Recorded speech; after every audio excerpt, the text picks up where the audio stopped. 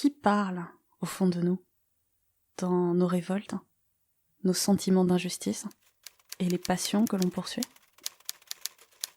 Quelle est cette part de l'enfant que l'on souhaite honorer, défendre, dans ce visage de l'adulte, dont le vernis sert parfois à recouvrir les multiples cicatrices? Longtemps, j'ai pensé que de l'enfance, il n'y avait à conserver que cette part d'innocence intacte, ce morceau de vie où se côtoient nos héros de chair et de papier, nos envies d'absolu et nos rêves, ceux d'avant la réalisation, celle de la réalité et de ses fracas. Longtemps, j'ai pensé que de l'enfance, il ne fallait en tirer que la beauté d'une histoire, d'une culture, le charme des légendes familiales au coin du feu, le récit de ses petites et grandes victoires, de ses conquêtes face à l'adversité de l'existence. Mais l'enfance, c'est aussi le refuge de nos parts d'ombre, celui de ces non-dits, de ces guerres intérieures, ces pages que l'on peine à refermer, ces aspirations laissées en suspens, ou encore ces peines qui semblent si difficiles à surmonter. L'enfance, c'est le premier lieu des idoles fracassées, des premières déceptions et perceptions d'un monde qui est aussi bien lumière que noirceur, imperfection, ordre et chaos. C'est le siège des premières peurs, celles qui s'enracinent profondément jusqu'à nous couper le souffle, bien des années après. Celui des rébellions, qui prennent parfois toute une vie, avant de nous laisser accéder au calme. Kill the boy. Tue le garçon, l'enfant. C'est le message que reçoit Jon Snow, l'un de mes héros préférés de Game of Thrones.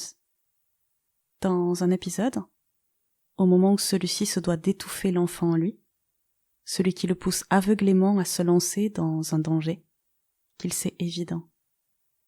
Créer, c'est toujours parler de l'enfance, disait Jean Cocteau. C'est être capable de faire cette place à ce petit être que l'on a été, en lui donnant la juste mesure dans ce qu'il constitue de notre identité. Cette matière première qui a connu les vents et marées de l'existence, celui capable d'invoquer les rêves, d'être le gardien de nos refuges intérieurs, celui qu'il nous a fallu prendre par la main, sans le tuer, sans le blesser, sans l'étouffer. Celui que l'on sait prendre par la main lorsque ses blessures se réveillent, en lui disant que rien n'est grave, et que tout est grave, que tout est perpétuelle construction et déconstruction de soi, que l'on apprend aussi bien de l'ombre que de la lumière. Bienvenue à bord, vous faites partie des passagers de transmission. 5e épisode, un podcast qui vous parle des anti-héros du quotidien. Bonne écoute.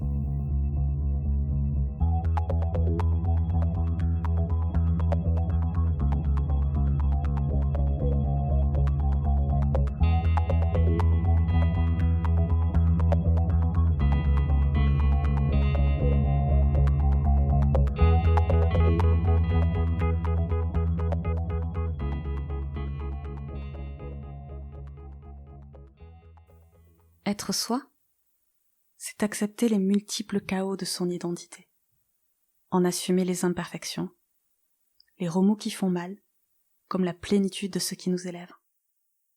Embrasser ce qui a été, ce que nous sommes à l'instant, ce que nous aspirons à être.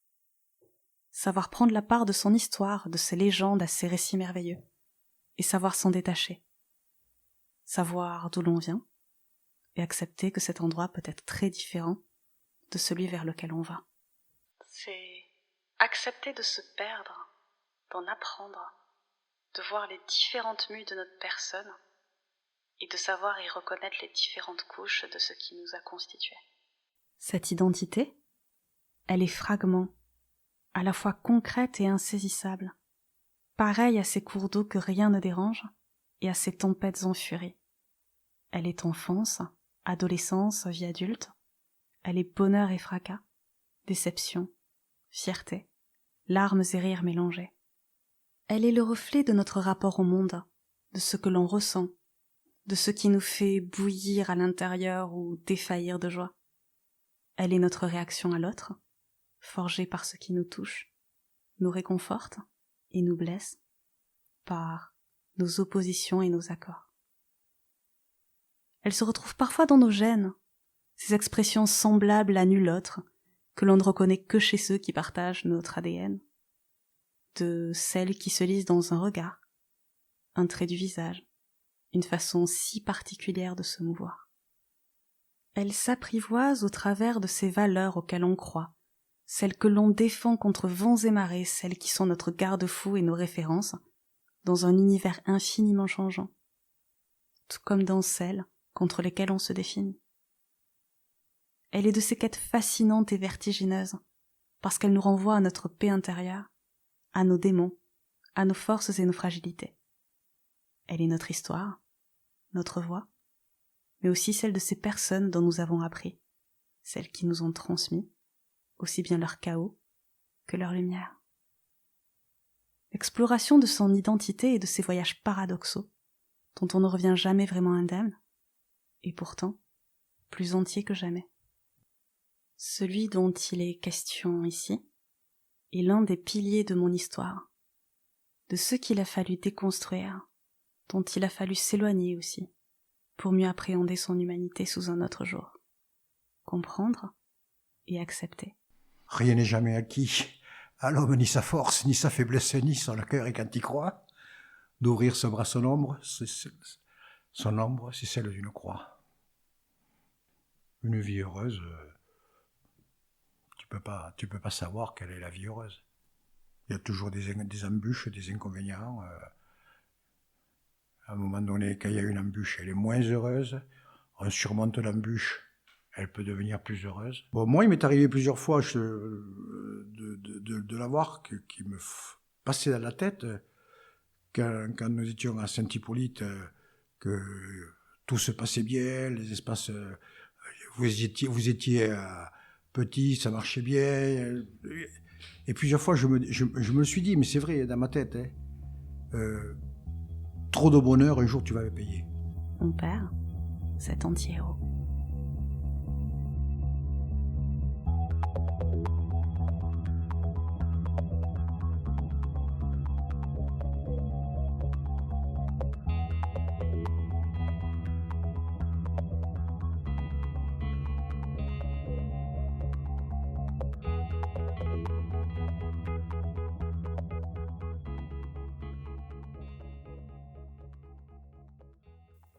Contrairement au père de mes amis qui étaient tous banals et sans intérêt, le mien était le meilleur au monde.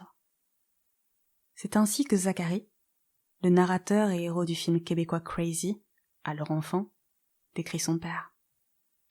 Gervais, c'est son père, à la fois modèle, super-héros et parfait sous toutes les coutures.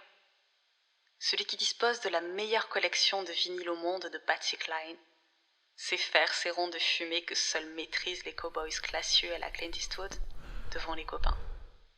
Connaît la réponse aux mystères les plus opaques du monde et crée ces moments uniques faits de ce sentiment intense de liberté et d'insouciance, le visage au vent, passé par l'entrebâillement de la fenêtre de sa vieille voiture qui file sur des routes qui sentent bon l'été, ou ses cornets de frites grasses dégustées à deux en secret. Mon père, c'est le souvenir enfant de nos équipés sur les routes du Lot, dans sa vieille 2 chevaux ronflante au siège qui s'enfonçait jusqu'au sol sous ses 1,90 m, tandis qu'il me parlait de cette terre des merveilles, mi-goguenard, mi-fier, en sifflotant du Jodassin. Où c'est que je suis né? Ça, c'est sûr que je suis né un jour dans le nord du Lot. Le Lot étant, entre parenthèses, la plus belle région de France et qu'il y ait actuellement dans ce monde. Pour ceux qui ne la connaissent pas, je les invite à venir passer des séjours dans le Lot. Je suis dans un petit village de 600 habitants, 700 habitants peut-être, dans une vieille maison sur la place de l'église. Et bon, comment je ressentais là, c'était un village où il y avait toute une série d'agriculteurs de l'âge de mon père, puisque les autres ils étaient morts à la guerre, donc on restait sur une génération d'après 45. Et bon, c'était la tranquillité. Le petit village, c'était la tranquillité. On pouvait passer presque d'une maison à une autre sans que jamais on se fasse engueuler. On pouvait aller à la pêche sur la rivière La Serre. Et à juste titre, ils sont un peu chauvins, quoi. Ils aiment ils disent que le Lot c'est le plus joli pays du monde. Bon, je pense que tout le monde le dirait aussi pour la Dordogne, pour la Corrèze, bien que ce soit pas tout à fait pareil. Ils habitent pas chez nous. Mais, il n'y a pas de description particulière parce que, en ayant bougé par la suite, aussi bien en Afrique que n'importe où, bon, il y a des gens qui sont bien, des gens qui le sont pas.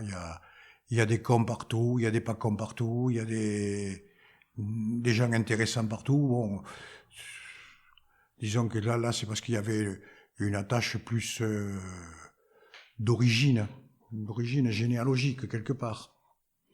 Mais sinon, il n'y a pas de grande différence par rapport à d'autres pays. Hein. De ces terres, de lui, j'ai cet appétit énorme pour tout ce qui se mange, salé, sucré, de la nourriture d'ici, d'ailleurs et sous toutes ses formes. Mais surtout, celle de ce fromage à l'odeur si typique qui nous forçait à rouler toutes fenêtres ouvertes quand nous en ramenions de nos voyages. Alors le cabécou, pour ceux qui ne savent pas, c'est un fromage de chèvre fait à Rocamadour.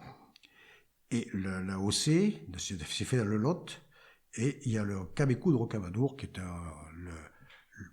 une pépite mondiale des fromages. Alors ça pue, ça pue, mais que c'est bon quand il est bien crémeux. Pourquoi les chèvres se sont arrêtés à Rocamadour, je n'en sais rien. Un troupeau de chèvres a dû s'arrêter, un mec a dû trouver un moyen de faire des fromages. C'était bon, on l'a gardé, et c'est un des joyaux de la cuisine lotoise. Ça a été copié, mais rarement. Ça a été imité, mais rarement égalé. Bon, une anecdote du Rocamadour. Alors, c'est une anecdote qui remonte à un restaurant à Carennac. On mangeait dans un restaurant à Carennac. Il y avait Émilie qui était pas très grande à l'époque. Tu devais avoir 3 ans, 4 ans. Tu as toujours eu beaucoup de passion pour le Rocamadour. Et au moment du fromage, elle arrive. Toi, tu étais à peine plus haute qu'on te voyait à peine de la table. Et tu dis, je veux celui-là, le Rocamadour. Tu l'avais déjà repéré, tu le connaissais. Elle te donne un Rocamadour. Au retour, tu l'arrêtes, je veux encore un Rocamadour. Si bien qu'après, au 3e passage, elle s'est arrêtée devant toi. Tu en veux un autre? Oui, t'as mangé 3 Rocamadours et t'avais 3 ans. Donc, si tu veux, c'est une anecdote, on peut s'en souvenir. Ta mère doit s'en souvenir aussi. Comme le père de Zacharie, Gervais, mon père avait cette collection semblable à nulle autre, de celle qui vous donne accès à un savoir non académique, de celle que je considère comme un genre littéraire à part entière, où la conquête de l'Ouest américain est celle de l'histoire de Lucky Luke, où les Romains sont ces êtres qui s'envolent dans les airs, sous la poussée d'irréductibles Gaulois dopés à la potion magique. Un univers où tout est permis, où tout est à la fois texte et image, ces films de papier glacé qui combinent le plaisir d'un cinéma figé et d'un livre épique. Alors bon, la bande dessinée, il y a deux points de départ originels. Un, que j'avais mes cousins à Paris qui avaient des Tintins et compagnie. Je suis allé 1 ou 2 fois petit chez mon oncle Salomon. Il y avait les bijoux de la Castafiore notamment et le sceptre d'autocar. Je me souviens des deux. Ça m'avait plu. Bon. On en avait pas à la maison, les bandes dessinées. Ensuite, bon, il y avait un curé quelconque, le père Roland, je crois, ou le père je sais pas qui venait manger à la maison. Passé, tu sais, bon. Tous les curés qui passaient à moins de 10 km de la maison, ils étaient captés pour venir manger. C'est le côté très, très catho de mes parents. Et il est arrivé en portant une bande dessinée de Tintin C'était le Lotus, là. Ce Lotus bleu, je ne sais pas ce qu'il est devenu. Puis c'est passé. Puis quand je suis arrivé en Algérie, il y avait je suis tombé sur des fascicules de bandes dessinées. Je les achetais, ils coûtaient pas très cher, et je les ai encore, là, ils sont là, à côté. Puis j'en ai pris un, puis j'en ai pris deux, puis j'en ai pris trois, puis j'en ai pris quatre, puis j'en ai pris plusieurs, puis je suis revenu en France avec toutes mes bandes dessinées, j'en ai racheté, on m'en a offert, et progressivement, la collection s'est constituée. Voilà, et j'y ai pris goût. Jusqu'à arriver quand même au maximum à 1200 bandes dessinées. C'est aussi celui qui transformait un simple laurier-cerise en nom latin savant, ce Laurocerasus rotondifolia, pour m'en révéler les secrets toxiques emplis de cyanure sous la beauté de ses fleurs. Il est celui qui, lorsque j'avais 9 ans, m'avait aidé à faire pousser un haricot géant que, fier, je peinais à porter dans son pot gigantissime sous les regards ébahis de ma classe. Il est celui à cause de qui, des années plus tard, je nomme mes avocats Norbert ou m'émeus devant un arbre géant. Je dirais que chaque plante dans la nature a un rôle à jouer. Elles sont pas là par hasard. Alors elles peuvent être là pour apporter de la couleur. Ça peut être de la couleur. Tu fais un espace vert, tu joues avec les foutunias, avec les pittosporums, tu arrives à jouer avec couleur, un mélange de couleurs, tu fais un tableau en quelque sorte. Bon, tu joues aussi sur les formes des plantes dans l'espace vert. Dans la nature, une plante va avoir un rôle. Tous les médicaments que l'on a, ils sont dans la nature. Tous les médicaments. Qu'on ne vienne pas me raconter qu'on a créé ça ou ça y est dans la nature. Il suffit de trouver. Les matières actives sont diluées, c'est sûr. Il faut les concentrer, il y a du travail, mais enfin bon, on les a diluées, on les a identifiées, et les laboratoires les ont recréées, resynthétisées. Bon, chaque plante a un rôle pour nourrir l'homme, pour nourrir les animaux. Il y a des plantes il y a des plantes que tu ne peux pas mettre à côté d'une autre plante parce que elles vont se faire la guerre. Mais quand je dis se faire la guerre, tu as des plantes qui vont tuer la voisine. Et ça, alors on est en train de nous gaver avec les histoires on fait souffrir les animaux. Il n'y a personne actuellement qui parle qui vont faire souffrir les arbres, qui vont faire souffrir les plantes ou les arbres. Bon, pour eux, moi je considère que c'est de la biologie. Un arbre ou une plante née d'une graine croît, se reproduit, meurt. Si c'est pas de la biologie, il faudra qu'on me demande ce que c'est. Mon père, c'est cette présence, ce roc géant qui sait s'interposer entre moi et tous les dangers de ce monde. Les crampes d'estomac qui paralysent, les araignées un peu trop zélées, les maux des autres qui pourraient blesser. Il est aussi celui qui m'a appris que la bonté ne veut pas dire être sans épines, que s'approprier le monde, c'est aussi savoir s'affirmer et poser ses propres limites. Je pense qu'il y en a beaucoup qui s'imaginent que je suis un peu con, ça c'est certain. Bon, ceux qui connaissent, qui cherchent vraiment à connaître et qui ne restent pas sur une caricature, doivent penser du bien, puisque bon, j'ai quand même des amis de longue date. Bon, un ami de longue date, c'est quand même des gens qui restent parce que justement, ils apprécient, ils m'apprécient. Je leur apporte quelque chose, ils m'apportent quelque chose. Voilà, c'est tout. C'est très facile de juger la personne sur... Bon, par contre, il est certain que quand je vois les gens pour la première fois, je ne fais vraiment pas toujours des efforts pour les amadouer. S'il faut leur envoyer un fion d'entrée, je leur enverrai. Mais c'est du second degré. S'ils ne le comprennent pas, c'est que c'est des couillons, quoi. Si j'ai quelque chose à dire, je le dis. L'opinion générale. Peut-être pendant un moment, j'y accordais de l'importance. Maintenant, je m'en moque. Mais alors, vraiment comme de ma première chemise. Hein. Je m'en moque. C'est peut-être l'âge qui fait ça. En général, ceux qui ne m'aiment pas, je les aime pas, donc ça pose pas de problème. On dit que les enfants ne devraient jamais grandir et que les parents ne devraient jamais vieillir. On dit que tout devrait appartenir à ce monde figé, où tout semble encore idéal, où les pères sont ces figures indestructibles, capables de guérir de tout, de protéger du monde, de révéler un univers de conquête infinie par leurs propres yeux, où les enfants sont ces êtres éternellement émerveillés de ceux qui n'entrevoient pas les faiblesses, les peurs et les éraflures. On dit que les enfants ne devraient jamais grandir et que les parents ne devraient jamais vieillir.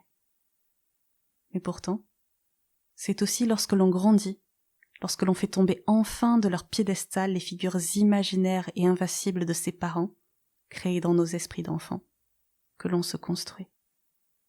C'est par le biais de ces moments faits d'antagonisme, de maladresse, de silence, de déception mutuelle, de distance, de départ et de heurts, que se forgent aussi nos identités. Ce sont peut-être grâce à ces derniers que l'on apprend enfin à se comprendre, à s'aimer mieux. Ainsi, sous le plaisir radieux de la cuisine, de ces moments où se mêlaient les épices, les saveurs d'un autre monde, c'était bien plus que cela qu'il me livrait. C'était l'histoire d'un manque, d'une vie, de quelque chose de plus que l'enfant en lui avait toujours souhaité assouvir. Quand j'étais gamin, on était nombreux autour de la table et les parts n'étaient pas très importantes.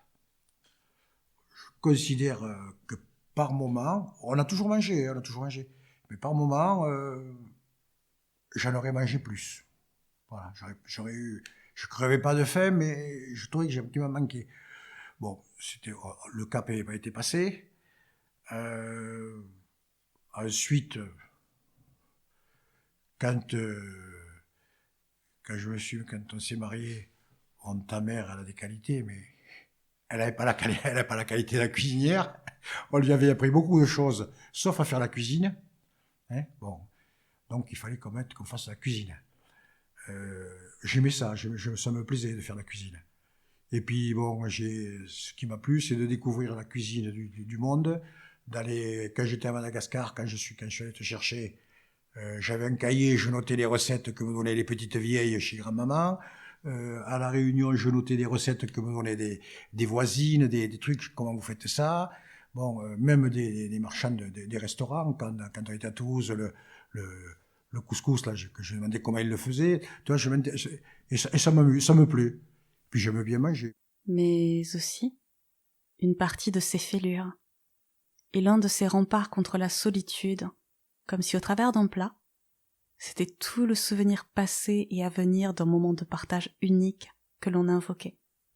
Celui où les yeux se ferment, le palais découvre, les rires fusent, la lumière entre, et que se déroulent tout autant de bons moments que de délicats fumées qui émanent d'un magret de canard savoureux, de ces repas du dimanche où la cuisine se transforme en joyeux bordel, des blagues et astuces échangées autour d'une purée de coco.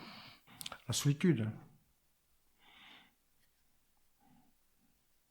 Bon, j'ai souvent été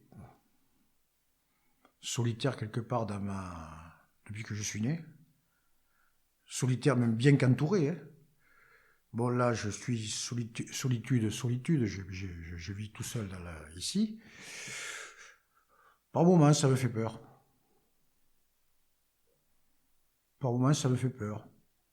Puis bon, on s'y habitue. Mais le vieillissement.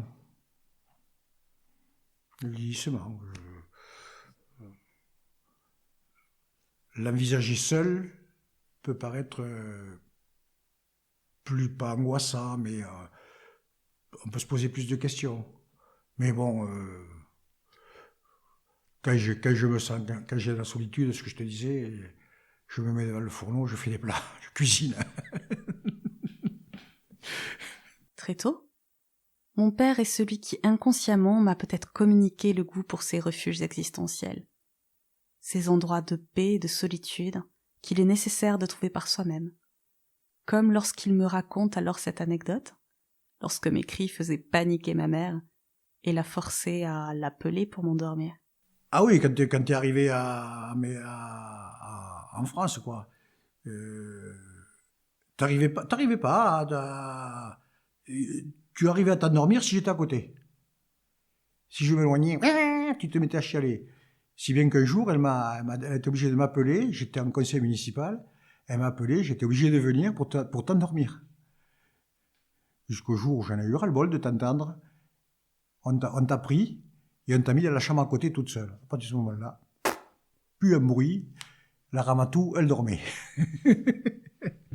Que j'ai vécu seule, en couple, en colocation, de mes années d'adolescence à mes années adultes, ma chambre a toujours représenté cet endroit sacré, où le temps pouvait se figer, où la musique, la littérature, régnaient presque sans partage. Combien de fois mes amis, mes proches, ont pu souligner l'amour immense qui me rattache à ces quatre murs, cette protection du monde où l'on peut se ressourcer, écrire, manger des gâteaux, et ce pendant 48 heures sans en sortir si l'on en a envie. Chez lui, si la notion de refuge est celle d'une histoire d'évasion, d'un second souffle, elle est aussi celle d'une fuite. Chez ce père que je pensais inatteignable, il y avait aussi toutes ces cicatrices de l'enfance, celles qui marquent bien plus que celles que l'on se fait au genou, en chutant à vélo. Un moment heureux, globalement, non. J'ai commencé à être plus à l'aise et plus sentir heureux quand j'avais 18-20 ans.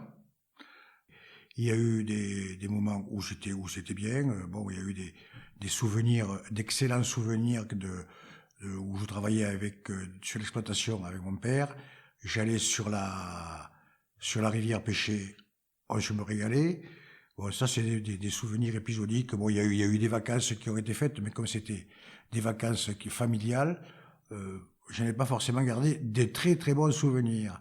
Pourquoi? Parce que bon, tous les ans, à partir de 1956, poum, il y avait un enfant puisqu'il notait, on est quand même un neuf.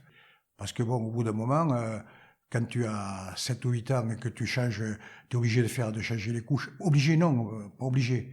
Je le faisais parce que ça me paraissait dans la démarche normale. Changer les couches, donner les biberons. Par la suite, je me suis rendu compte qu'effectivement, ça pouvait se faire de temps en temps, mais c'était pas mon rôle. C'était pas le rôle d'un gamin de 8 ans ou de 9 ans de s'occuper de nourrir des bébés, des enfants. Bon, et c'est pour ça que j'avais besoin de m'écarter de tout ça et de choisir des refuges un peu partout, notamment sur les toits, dans les arbres, pour m'éloigner de tout ça.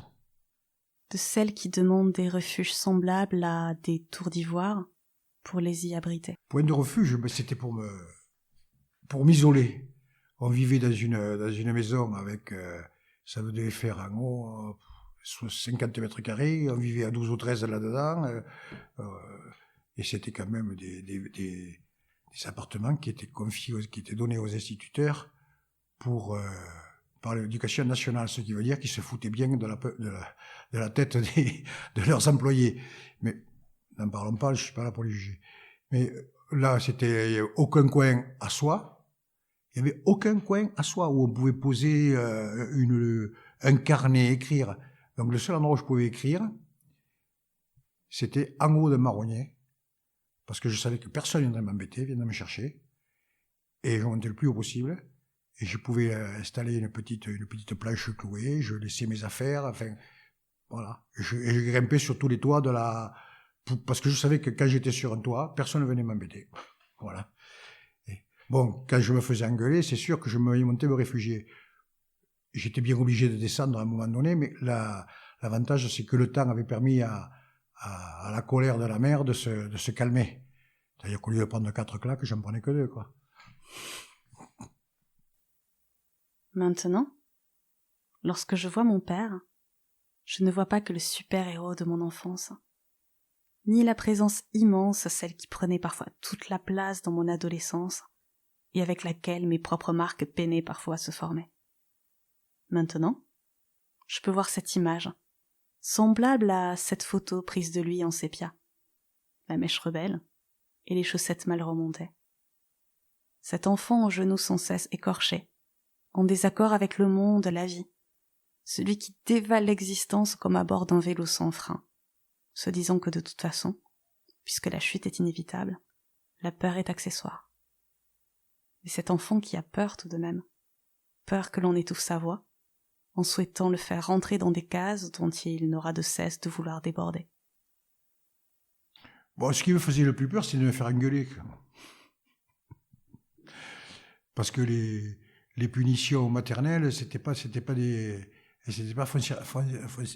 forcément tendre. Bon, après, ce qui me faisait peur, j'étais un peu casse-cou, j'avais pas peur de grand-chose. J'avais pas peur d'aller au fond de la rivière, chercher à descendre 3-4 mètres, chercher des cailloux. J'avais pas peur de descendre des routes à vélo. Ça me souciait s'il y avait des freins ou pas des freins. Je me suis pris des gadins d'ailleurs, de beaux gadins. Mais c'est pas grave, je remontais. Non, la mort ne m'a jamais effrayé. C'est curieux, elle m'a jamais effrayé. J'allais jouer à les cimetières, j'allais récupérer avec ma sœur Suzanne, on allait récupérer les perles sur les couronnes. Bon, c'est-à-dire qu'en fait, tout ça, c'était... ça passait. J'en faisais pas, je réfléchissais même pas là-dessus. Je réfléchissais pas si on avait peur ou pas peur. Voilà. Derrière ces passions même, il y a cette envie de ne jamais se laisser enfermer ou contraindre. Il y a ce besoin viscéral de conquête sur ce qui ne lui a pas été donné, sur cet espace auquel enfant, il avait toujours aspiré. Disons que de tout temps, j'ai fait de la musique. De l'harmonica, quand j'étais en haut de mon marronnier, j'étais avec l'harmonica.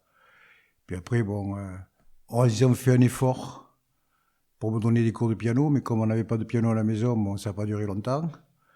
Et puis c'était trop académique, le piano pour moi. C'était des grands compositeurs, ça me gonflait un petit peu.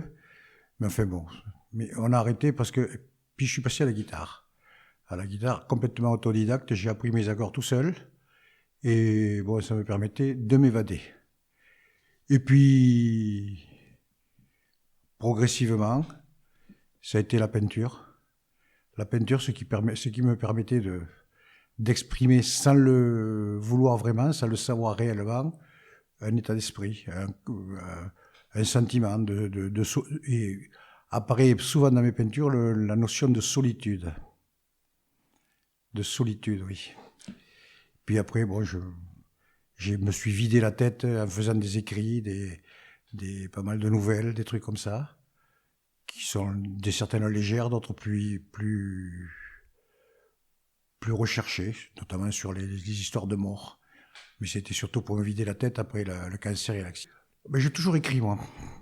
Oh, j'étais capable sur des dissertations d'écrire ce qui me passait par la tête. Hein. Ça plaisait ou ça plaisait pas, j'en avais rien à foutre. En restant sur un thème imposé par un prof, je délirais, c'est souvent que je délirais. D'ailleurs, bon, l'écriture, ça a souvent été ce qui m'a sauvé dans les concours. Trois matières qui m'ont sauvé, le français, les mathématiques et la biologie. Le reste, tout ce qui était anglais, économie, j'en avais rien à foutre. Derrière sa non-acceptation des dogmes, des codes, c'est comme s'il avait de tout temps cherché à redonner une voix à ce gamin qui n'en avait qu'à moitié, en passant par le désapprentissage de certaines croyances ancrées, des valeurs que ses parents avaient voulu lui transmettre. En quoi je suis différent, c'est que eux considéraient que tout ce qui se passait, c'était Dieu qui le faisait. Leur croyance les aveuglait dans ce truc. Si ma mère était enceinte, c'était Dieu qui l'avait voulu. Alors que bon, faut pas être idiot quand même, on se doute de ce qui s'est passé. Bon, c'était Dieu. Aller à la messe tous les dimanches, se faire le jeûne au moment de Pâques, aller à la veillée pascale, aller faire les crèches. Tout était basé sur Dieu, sur la religion. Et moi, par contre, alors rien n'est basé sur rien n'est basé, même s'il y a une participation du surnaturel, tout répond à des lois physiques, à des lois chimiques, à des lois biologiques.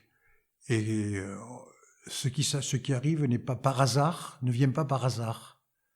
Ça vient parce qu'il y a eu un élément biologique, un élément chimique qui s'est produit, physique, qui s'est produit. C'est pas Dieu qui a décidé qu'il allait faire ça, parce que c'est trop facile. Là. C'est taper en touche pour absolument se débiner. Là. On n'a plus de responsabilité. Voilà, ça c'est une chose qui est certaine. Moi, quand j'ai eu 22 ans, 23 ans, que je leur ai dit, je me vais en Afrique, c'était la catastrophe. J'allais en Algérie. C'était en pleine catastrophe, c'était la guerre des 6 jours. Israël, Algérie. Israël, Dieu. Dieu, c'était la catastrophe. C'est-à-dire que j'allais dans des pays qui étaient contre le pays de Dieu. De Jésus. Mais je les envoyais promener, moi. J'en avais rien à foutre de leur conception. Jusque dans ces révoltes adolescentes, qui pour moi prenaient la voix de Kurt Cobain, et pour lui, celle des provocateurs et non-conformistes de son époque. Une chanson qui me rappelle mon adolescence. Bon, la première truc qui m'arriverait à l'esprit, c'est tous les cantiques qu'on nous imposait. Mais c'est pas celle-là qui va rentrer. Justement, pour aller dans la contestation, ça serait le gorille de Brassens. C'est à travers de larges grilles que les commères du canton contemplaient tant puissant gorille, sans souci du qu'en dira-t-on. Avec impudeur ces commères lorgnaient même un endroit précis que rigoureusement ma mère m'a défendu de nommer ici. Gorille. Terminé. Pourquoi le gorille? Tout simplement parce que Brassens était interdit de séjour chez moi. C'était un révolutionnaire, un grossier personnage, on l'a fublé de tous les mots. Et moi, je trouvais que c'était très bien d'avoir quelqu'un qui pouvait arriver à chanter autre chose que la bien-pensance de l'époque. Enfant, je n'aurais jamais pensé que mon père était cette personne que l'on aurait pu contraindre au silence. Chez lui, tout respirait l'envie du combat, de la défense des idées que l'on menait, haut et fort. Cette envie irrésolue de se projeter plus loin, dans un avenir toujours plus libre, et ce, dans le moindre aspect de sa vie. L'avenir de la carrière, la progression professionnelle, ça m'a jamais été une préoccupation. Mais pas du tout. Je faisais parce que il me semblait que j'avais des idées, et quand je les sentais bonnes, mes idées, j'essayais de les défendre, de les mettre en place. Non, j'ai jamais eu d'ambition professionnelle. Je me suis jamais dit, un jour j'en avais rien à battre. J'étais déjà anticonformiste. C'est-à-dire que je ne me contentais pas de ce qu'on me donnait, j'essayais de voir ce qui allait se passer, essayer d'imaginer les choses à échéance 5-10 ans. Imaginer de mettre en mathématiques, de chercher les formules mathématiques qui associaient la croissance des arbres, puisque c'est des formules mathématiques, c'est du hasard, c'est la probabilité. Donc il y a pas de on me prenait pour un fou.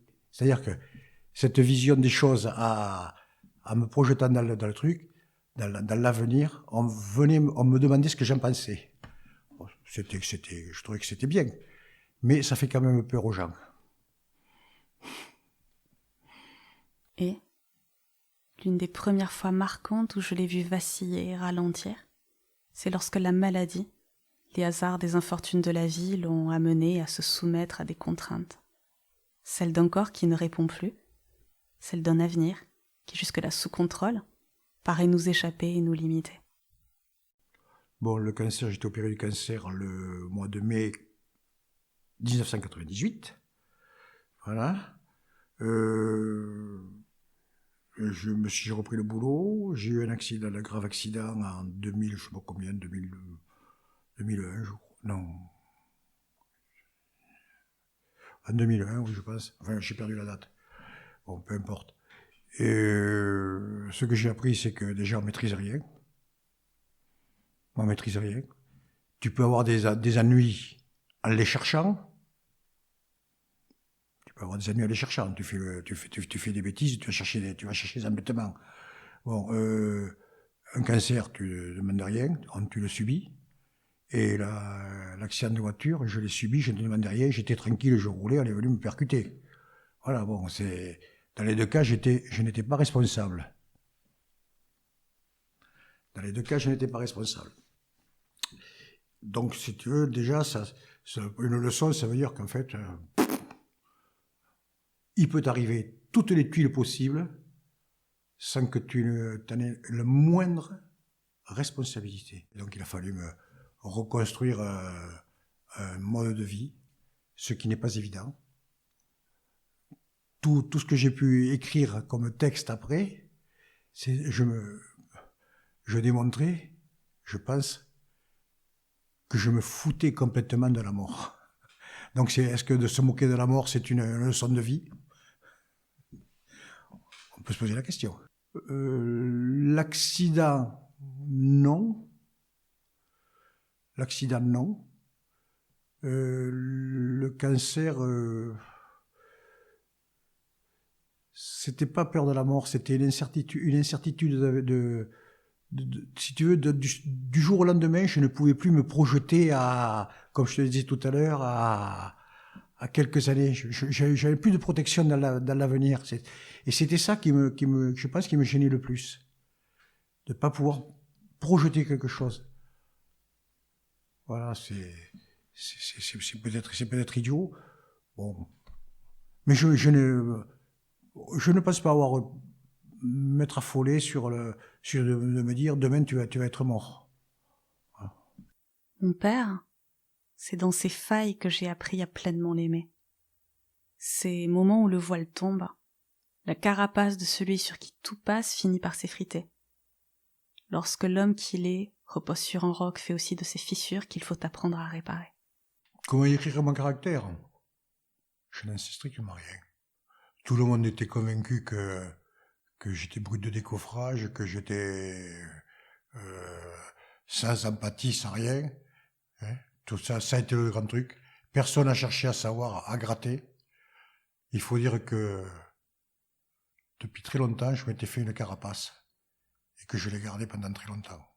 De carapace. À éviter de rien laisser paraître et à tout prendre sur moi. D'ailleurs, c'est pour ça que je me suis retrouvé avec pas mal d'ulcères à l'estomac, un cancer du côlon, parce que je transmettais rien, je donnais rien. Je le gardais. Mon père, c'est sans doute dans l'acceptation qu'il commence à avoir de ses souffrances, de ses revanches d'enfant qu'il est à mes yeux le plus fort, et aussi le plus drôle. Mais déjà, une chose, c'est que c'est pas venu tout de suite, mais c'est venu au bout d'un certain temps, quelques années après, je me suis complètement désintéressé de tout ce qui était bien matériel. Bien matériel. Je suis arrivé sur Terre à poil, et je demande qu'une chose, c'est qu'on m'incinère à poil. Ou pour des raisons pudiques de me mettre quelque chose dessus, mais voilà, ça c'est un truc, tout ce qui est monnaie, tout ce qui est argent, je m'en moque. Mais je suis sincère quand je le dis. Ça n'a peut-être pas toujours été comme ça, mais alors maintenant c'est comme ça. Hein. Tout ce qui est matériel, ça ne m'intéresse pas. Je fais, par exemple, les peintures. Le nombre de fois qu'on est venu me demander de faire une exposition. Mais ça ne m'intéresse pas. Pourquoi faire une exposition? Pour les vendre, mes tableaux? Je préfère les donner, moi, qui en a besoin, à qui ça fait plaisir. Pourquoi faire pour aller me faire le cacou devant des gens avec un verre de champagne c'est beau ce que vous faites, mais pour andouille, tu m'intéresses pas. Il m'a fallu des années pour être à l'aise avec son héritage, car de lui j'admirais la force de caractère apparente, mais j'en redoutais les tempêtes visibles. Son héritage, c'est bien plus qu'une histoire qu'il a faite mienne au travers de mon nom. Je pense que j'ai jamais été bloqué par des histoires de transmission de noms ou de gènes. C'est un truc qui m'a jamais... Ça aurait pu se faire de façon classique, c'était très bien. Ça s'est pas fait de façon classique.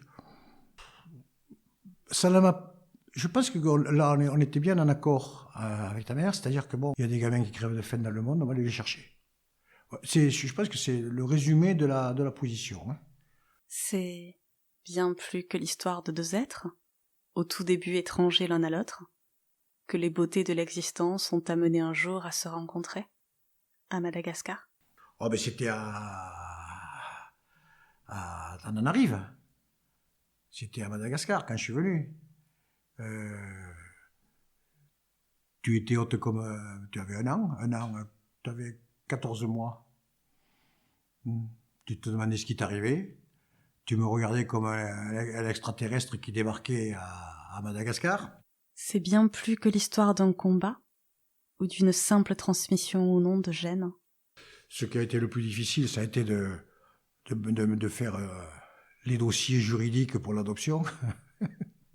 Ça a été un grand combat. Donc ça a été plus facile. Et c'est assez marrant parce que tu me parles de transmission. Bon, la majorité des familles, c'est on va transmettre un nom. Un nom. Bon. Déjà, quand je me suis intéressé, moi, à la généalogie, je ne me suis pas intéressé à la transmission du nom d'Audubert. Je me suis intéressé à la transmission de ma grand-mère. C'est-à-dire que elle avait rien à voir, j'étais plus du tout dans ce milieu-là.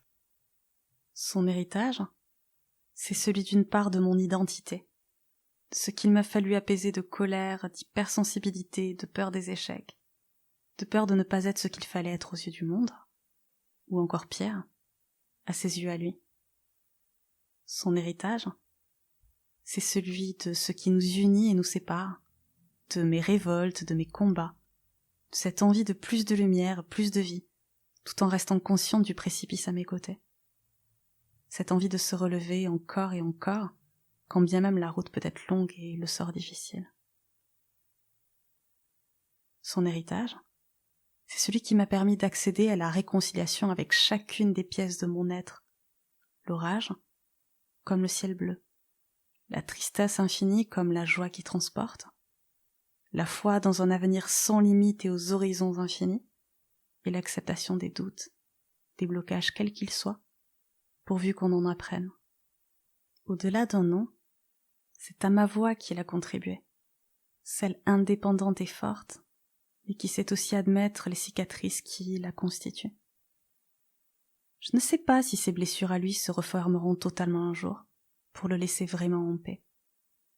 Mais je sais que, grâce à son expérience, à son histoire, j'ai appris à célébrer les miennes, à regarder l'enfant, l'adolescente que j'ai été avec bienveillance, à les prendre par la main et leur dire, lorsque leurs blessures se réveillent, que rien n'est grave, et que tout est grave, que tout est perpétuelle construction et déconstruction de soi, que l'on apprend aussi bien de l'ombre que de la lumière.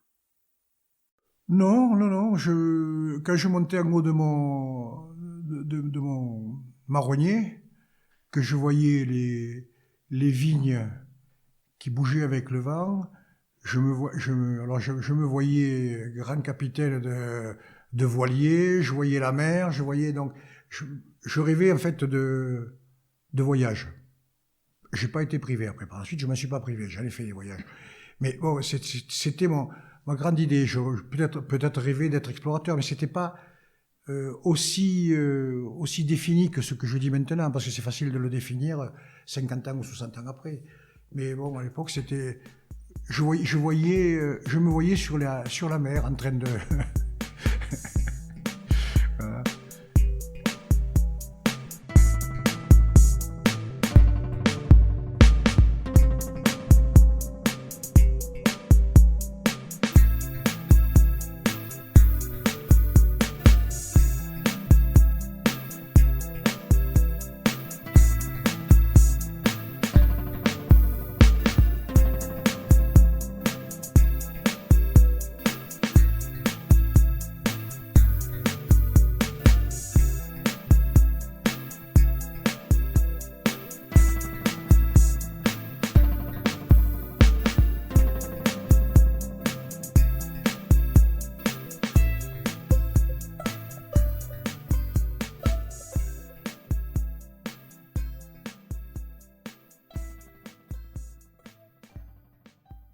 Je suis Émilie Audubert et vous venez d'écouter l'épisode numéro 5 de Transmission, un podcast autoproduit, disponible sur toutes vos plateformes d'écoute préférées et également l'annéedupangolin.com. On se retrouve le 19 mars pour une nouvelle histoire en version anglophone et sous-titrée de ce podcast. Transmission revient en français le 6 avril. Prenez soin de vous.